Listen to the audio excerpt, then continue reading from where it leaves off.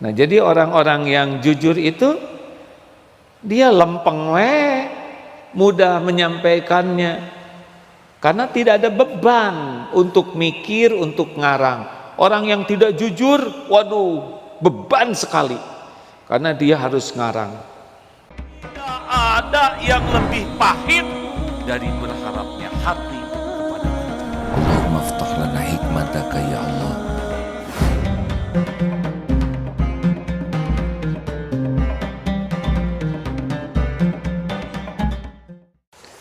Kalau kita ingin keluarga kita berkah, jujur.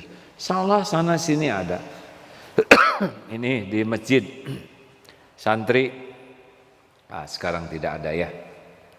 Santri, siapa yang ngobrol boleh, tapi harus berdiri. Santri biasanya banyak di sini. Setuju, setuju. Sedang tausiah, ada yang ngobrol, diam. Saya mendengar ada yang ngobrol. Yang lain mendengar tidak ada yang ngobrol. Ayo jujur. Ya, berarti benar ada yang ngobrol. Tolong acungkan tangan yang merasa ngobrol. Ini penting. Karena kita tidak tahu obrolannya itu darurat atau tidak, betul? Akhirnya ngacung. Alhamdulillah, harus kita hargai. Terima kasih dek sudah mengacungkan tangan. Bagaimana? Apakah obrolan ini obrolan yang sangat penting untuk dibahas atau hanya obrolan yang tidak manfaat? Ya tidak penting, hanya ngobrol saja. Ini pun jujur ini. Luar biasa ini. Bagus, alhamdulillah, terima kasih dek. Jadi bagaimana? Apakah ini kesalahan atau tidak? Ya salah. Wah, ini juga harus kita apresiasi karena dia sudah berhasil melihat dirinya benar atau salah dan mengakuinya. Ada tahu apa yang harus dilakukan? Iya. Langsung berdiri dua-duanya. Berdiri. Masya Allah. Ini harus diapresiasi. Satu, berani ngaku. Dua, berani mempertanggungjawabkan. Maaf ya, harus berdiri karena itu kesepakatan kita. Ini bukan menghukum, tapi kita sudah sepakat yang ngobrol tanpa alasan berdiri. Tidak apa-apa dek, tidak apa-apa ya, sambil berdiri sambil istighfar. Tegak itu apa tuh hukuman dalam, bukan hukuman lah, tegak aturan ya. Tanpa harus kemarahan. Sepertinya ada pelajaran yang sangat berharga, yaitu bagaimana orang bisa jujur, melihat dirinya, bisa mengakui kesalahannya, bisa minta maaf, bisa bertanggung jawab, mempertanggungjawabkan. Ini bibit-bibit bagus. Kita mustahil tanpa kesalahan, pasti aja ada salah. Tapi, ada tapinya. Jujur atau tidak ketika kita dituntut mempertanggungjawabkannya. Saya banyak dosa nih apa perlu saya jujur? Kata jangan, tunggu dulu. Kalau ditutupi oleh Allah dosa kita dan tidak berkaitan dengan hablum minan nas, tobat. Tapi saya mencuri dan gak ada yang tahu, cuma Allah yang tahu. Itu berkaitan dengan hak orang, kembalikan. Nah hadirin sekalian, waduh saya juga banyak dosa nih, apa perlu saya buka masa lalu saya? Jangan. Kalau ditutupi oleh Allah, tobat ya. Tapi kalau berkaitan dengan hak-hak orang dan dituntut untuk memenuhi hak tersebut, lakukan. Nah hadirin sekalian, baik, kita lanjutkan. Orang jujur dan orang tidak jujur, kira-kira mana yang tenang? Yang jujur, yang tidak jujur? Orang jujur itu disukai Allah. Orang jujur itu disukai Allah. Kalau jujurnya ikhlas, Allah ngasih ketenangan di sini. Huwallazi anzalas sakinah. Makanya orang jujur itu tenang. bahasanya tenang. Orang tidak jujur, waduh, galau, gelisah terus. Kenapa gelisah? Karena takut ketahuan. Dosa itu kan cirinya dua. Satu galau, dua takut ketahuan oleh orang lain. Oh, walaupun makanan enak nggak ketelen, walaupun rumah megah dan indah tidak akan ternikmati, walaupun harta melimpah nggak ada. Orang kalau sudah dicabut ketenangan hatinya udah nggak bisa menikmati apapun, sehebat apapun casing duniawi yang Allah berikan. Jadi jangan bercita-cita bahagia bagi orang yang tidak jujur, tidak ada, karena dia akan terus dihantui oleh ketidakjujurannya. Kesimpulan awal, ingin bahagia, jadilah orang yang sidik, jujur. Jangan pernah bercita-cita bahagia orang-orang yang tidak jujur, tidak bisa. Walaupun tidak ketahuan, Allah kan tahu. Sedangkan hati itu Allah yang membulak-balik. Jadi tidak tenang. Tenangnya juga tenang namanya tesem. Tahu tesem? Tenang semu. Jadi tidak ada sakinah tuh, dan nanti auranya ya, kalau orang bicara dengan jujur tuh jernih saja karena tidak ada beban. Tapi orang yang tidak jujur itu kecenderungannya sangat ingin meyakinkan orang tuh tinggi. Tapi orang yang jujur lahir batinnya juga sudah meyakinkan, tidak berat. Jadi satu, ketenangan. Orang yang tidak jujur akan gelisah. Yang kedua,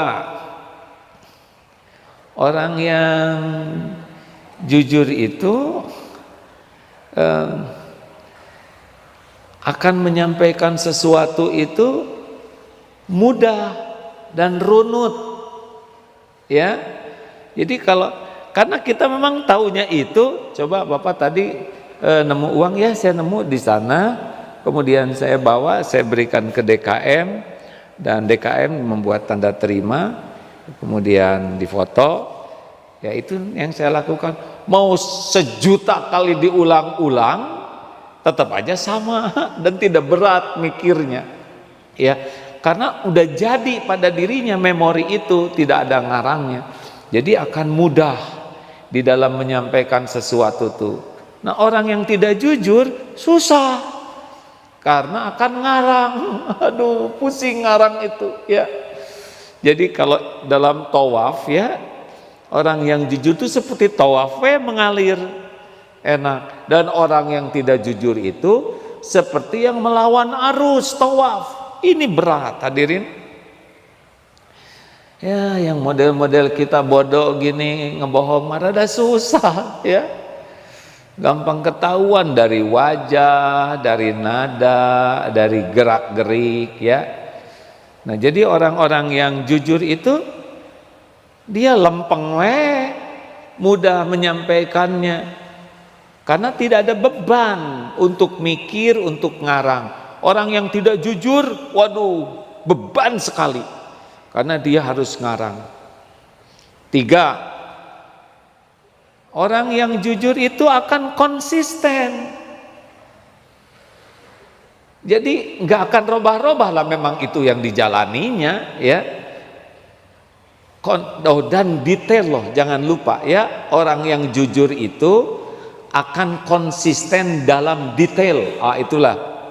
Jadi kalau menceritakan sesuatu tuh gampang karena dan diulang-ulang juga nggak ada perubahan karena memang itu yang dia jalanin. Halo. Jadi makanya mungkin salah satu dalam teknik pemeriksaan itu untuk mengetahui orang jujur atau tidak ya sering diulang-ulang. Apalagi kalau orang tidak jujur itu kan dia nggak bisa detail, makanya cenderung berubah-ubah ceritanya tuh, ya. Orang yang tidak jujur, yang ngebohong, yang ngarang itu uraiannya tuh berubah-ubah, gampang. ngelacaknya. Dari raut mukanya, kemudian dari nadanya, dari runutan kejadian, cerita apapun ya, itu akan nampak siapa yang bohong dan siapa yang jujur itu gampang. Jadi kalau orang-orang yang ngerti ilmu hal ini ya, mendengar, melihat, menyaksikan, itu sudah gampang kebaca. Ini jujur, ini bohong. Harusnya kita juga bisa begitu.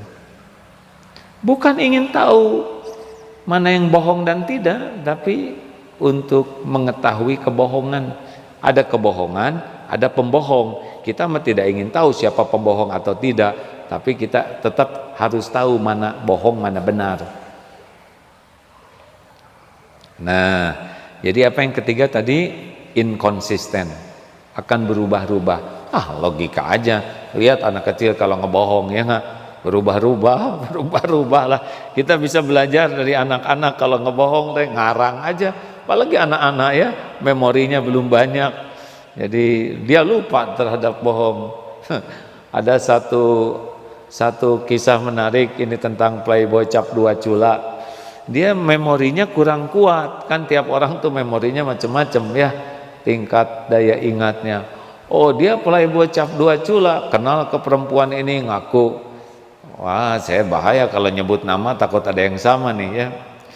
Misalkan I'm X, wah, datang lagi ke sana I'm Z, kenalan ke 10 wanita, lah pas ketemu lagi, aduh, saya tadi dulu memperkenalkan diri saya apa gitu. Jadi kalau kira-kira rada belet mah ya, lemot, nah udahlah, nggak usah bohong-bohongan ya, lempeng saja, just the way you are. Inkonsisten ya, satu apa tadi? Yang ini tenang, yang ini gelisah. Yang kedua, yang ini bisa menyampaikan dengan runut, jelas. Yang ini, ini mikir ya, susah harus ngarang. Yang ketiga, ini bakal konsisten ya, dan memang nggak ada beban ya. Kalau ini, yang ini biasanya inkonsisten, robah-robah. Nanti cerita ini, nanti cerita itu, biasa itu pembohong tuh kayak gitu ya. Ada lagi yang keempat, kalau orang jujur itu dia nggak memerlukan, tidak terbebani untuk membuat meminta dukungan bahwa dirinya jujur ya, karena dia merasa, nah, saya salah apa, misal begitu ya. Jadi jelas saja, tenang ya. Ya, cerita tentang itulah suami yang itikaf. Belum punya cerita lain, maaf, belum ngarang lagi. Suami itikaf, kemudian dicurigai kemana? Itikaf, gak percaya, Jumatan aja jarang, ujuk-ujuk itikaf. Ya kan, saya baru sadar bahwa dosa saya banyak, saya harus itikaf. Keluyuran pasti, misal. Alhamdulillah Bu, saya itikaf. Allah jadi saksi. Gak percaya, ya udah nggak apa-apa. Insya Allah nanti juga waktunya Allah ngasih tahu dah, saya memang itikaf ya. Ada teman saya yang itikaf, tapi nanti ibu juga nggak percaya, ya nggak apa-apa. Tetapi kalau orang tidak itikaf dan maksa supaya diakui, itu pasti nyari teman. Sini bro, sini, gitu. Nanti sebutin saya itikaf ya. Aduh, itu capek, harus ngok ngalik ngok, kong kali kong ya. Kalau perlu bayar, kalau perlu ya, pokoknya ingin didukung supaya kelihatan saya ini benar. Orang jujur juga bisa mengatakan, tapi nanti yang diajaknya itu adalah yang menyampaikan itu yang memang bukti. sok aja tanya tuh ke teman saya yang itikaf tadi malam, nah ringan ya kan. Tapi orang tidak jujur, dia akan cari orang-orang yang kira-kira bisa mempengaruhi orang lain supaya menutupi ketidakjujurannya. Jadi kelihatan polanya tuh standar ya. Orang tidak jujur itu akan cari akal supaya orang lain tetap mempercayai dirinya dengan menggunakan orang-orang yang dianggap bisa mempengaruhi orang lain. Tapi kalau yang jujur mah nanti orang-orang itu akan iya da eta mah orang jujur, ringan lah ya. Dan ada lagi nih yang ke berapa nih? Yang kelima, aslinya, ini aslinya ya, aslinya tidak ada yang bisa bohong di hadapan Allah, karena Allah maha melihat, maha menyaksikan, tidak ada yang luput, tidak ada sama sekali yang lepas. Jadi aslinya begini hadirin, aslinya yang membuka menutup itu nanti Allah Subhanahu wa Ta'ala. Kalau Allah menghendaki membuka sesuatu, kebohongan kita pasti kebuka. Asli loh hadirin. Walaupun kita pakai apa saja, pakai teknologi tercanggih yang belum ada teknologinya juga. Bayangkan ya, saking canggihnya teknologi itu belum ditemukan. Nah kita pakai buat menutupi kebohongan kita, gak bisa. Kita bayar setiap orang untuk menutupi, nggak bisa. Penguasa segala-galanya tuh Allah. Innallaha ala kulli syai'in qadir. Kalau Allah mau buka, ya buka aja, nanti ada jalannya. Kalau gerakan makhluk yang ini, Allah buka yang itu, kan semuanya ada dalam genggaman Allah secara sempurna, semuanya mudah bagi Allah. Innama amruhu idza arada syai'an ay yaqula lahu kun fayakun. Jadi kita nggak boleh merasa aman ini, yang bohong-bohong, yang ya licik-licik, tidak bisa kita aman. Allah melihat kok semuanya. Jadi harus gimana dong? Ya tobatlah kita ya. Aduh saya nih waktu SMP saya banyak peminatnya, sudah tobat ya, nggak usah ngaku sama itu pacar saya waktu kelas 2 itu, nggak usah ngaku sama suaminya lalu minta maaf, mas ini dulu pacar saya, itu cari penyakit ya, urusan itu tobat. Tapi kalau urusan kezoliman, nah, kita harus minta maaf, urusan hak-hak orang lain harus kita tunaikan. Hadirin sekalian, bagi orang yang beriman tidak boleh melupakan keyakinan bahwa Allah melihat segala-galanya. Wa huwa ma'akum aynama kuntum wallahu bima ta'maluna basyir. Dan dia bersamamu dimanapun kau berada, dan Allah maha melihat apapun yang kau kerjakan. Tidak ada yang luput. Kalau kita ragu akan sesuatu, minta saja kepada Allah yang maha menyaksikan dan maha kuasa atas segalanya. Ragu anak melakukan apa, ambil wudhu, sholat sunnah 2 rakaat. Ya Allah, anak saya melakukan apa yang sesungguhnya.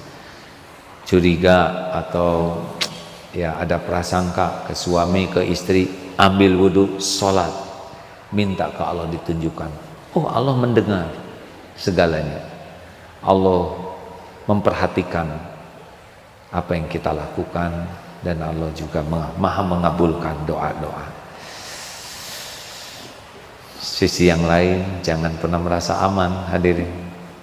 Allah kuasa membuka apapun dan tidak bisa dicegah. Kalau Allah melakukan sesuatu, tidak ada yang bisa mencegahnya. Wa yuridka bi khairin fala radda li fadli. Dan jika Allah menghendaki kebaikan, tidak ada yang bisa menolaknya. Yusibu bihi may yasha'u min ibadihi wa huwal ghafurur rahim. Dan Allah berikan kepada siapa di antara hamba yang dikehendakinya, dan dialah Allah yang Maha Pengampun, yang Maha Penyayang. Kita juga banyak salah, hadirin. Saya banyak dosa dan kesalahan, tapi ditutupi oleh Allah. Mumpung ditutupi, tobatlah. Ya, saya harus banyak tobat, tapi berkaitan dengan hak-hak orang lain kita tunaikan.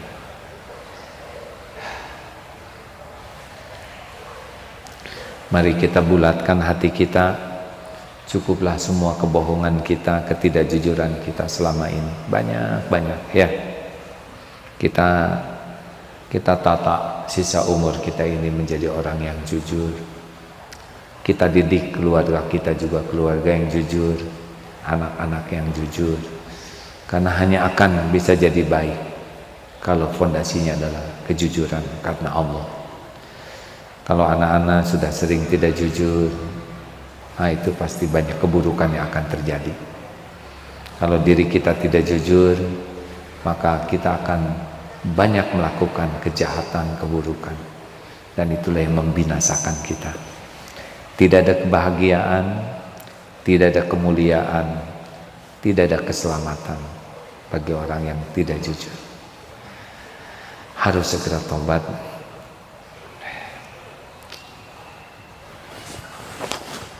Allah mengajari kita dengan banyak hal, bisa dengan ilmu seperti ini dan dari berbagai media lain, bisa dengan kejadian demi kejadian. Apapun yang terjadi di sekitar kita, di negeri kita, semuanya adalah pelajaran berharga untuk membuat kita mengevaluasi diri, membuat kita menjadi lebih baik, dan bisa mendorong, membantu yang lain menjadi lebih baik. Tawasau bil haq, tawasau bis sabr.